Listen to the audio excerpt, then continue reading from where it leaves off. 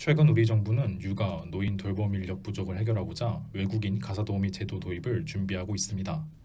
서울시는 지난 9월부터 6개월 시범 사업으로 필리핀 가사도우미 제도를 운영 중입니다.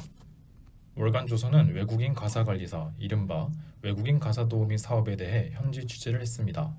취재 국가는 한국을 비롯해 외국인 가사도우미 제도를 운영하고 있는 싱가포르, 홍콩, 대만, 일본이었습니다.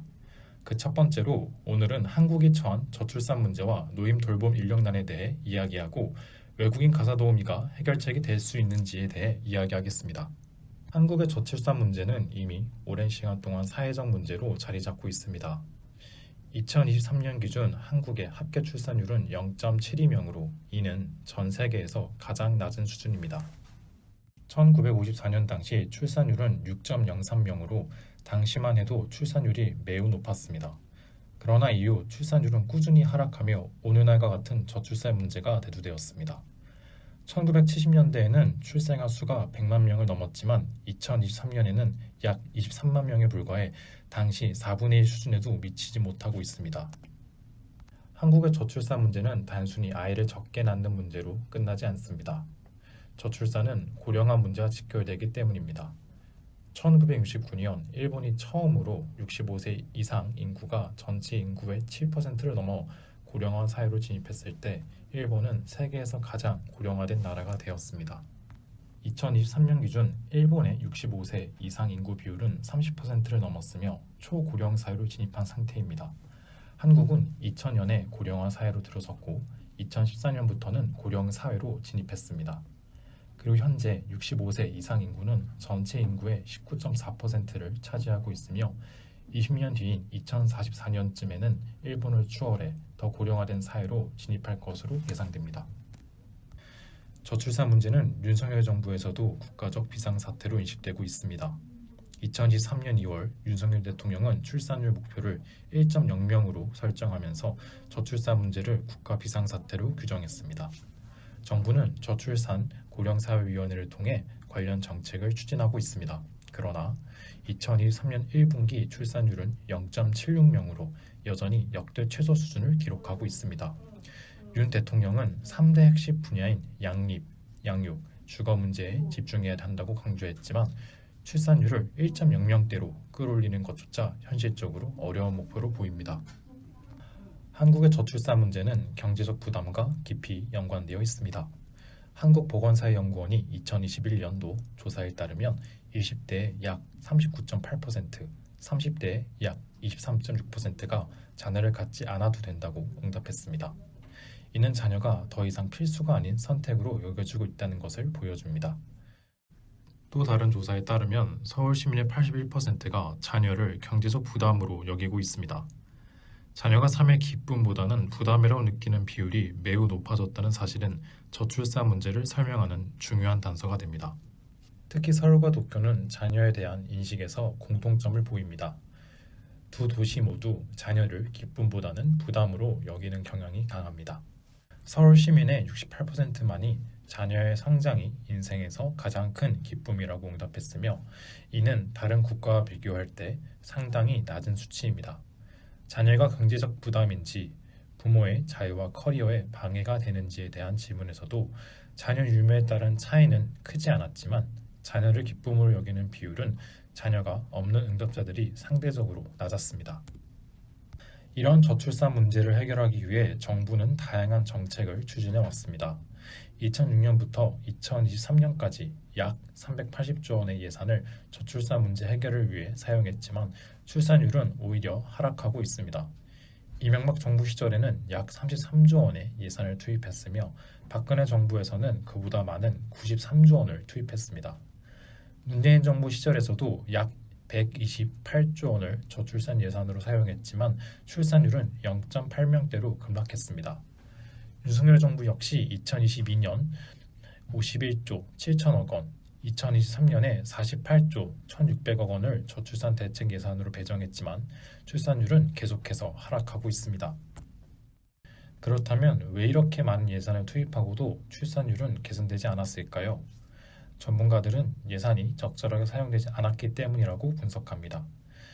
예산의 대부분이 보건복지부, 여성가족부, 고용노동부, 교육부 등의 사업에 집중되었지만 실질적인 출산율 증가로 이어지지는 못한 것입니다. 이러한 상황 속에서 외국인 가사도우미 도입이 하나의 대안으로 제시되고 있습니다. 오세훈 서울시장은 2022년 9월 국무회의에서 외국인 가사도우미 도입을 제안했습니다.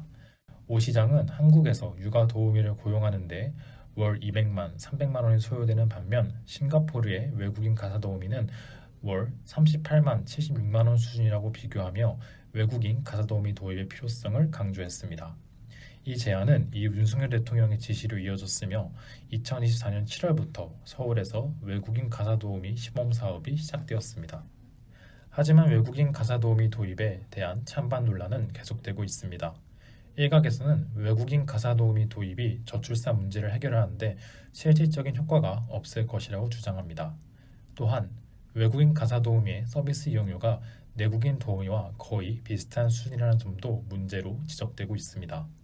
시범 사업에서 책정된 외국인 가사도우미의 월 이용료는 238만 원으로 이는 내국인 도우미와 비교해 큰 차이가 없습니다. 초기 기대와 달리 비용 절감 효과는 거의 없으며 언어와 문화 차이로 인해 부모들이 자녀를 외국인에게 맡기는데 부담을 느낄 가능성이 큽니다.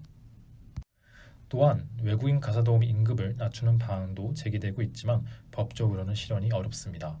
현행법상 외국인과 내국인에게 동일한 최저임금을 적용해야 하기 때문에 외국인 가사도우미의 임금을 내국인보다 낮게 책정하는 것은 불가능합니다.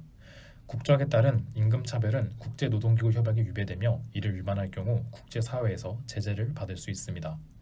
또한 외국인 가사도우미가 한국에 체류하면서 번 돈을 본국으로 송금할 가능성도 큽니다. 이는 국내 경제에 긍정적인 영향을 미치지 못하고 오히려 자국 내 소비를 줄이는 결과를 초래할 수 있습니다. 외국인 가사도우미 도입이 결국 고소득층에만 혜택이 돌아갈 것이라는 우려도 있습니다. 실제로 서울시의 시범사업 참여자 중 34%가 강남, 서초, 송파구 주민이라는 점은 이를 뒷받침합니다. 이러한 상황을 고려할 때 외국인 가사도우미 도입이 저출산 문제 해결에 실질적인 기여를 할지에 대한 의문이 제기될 수밖에 없습니다.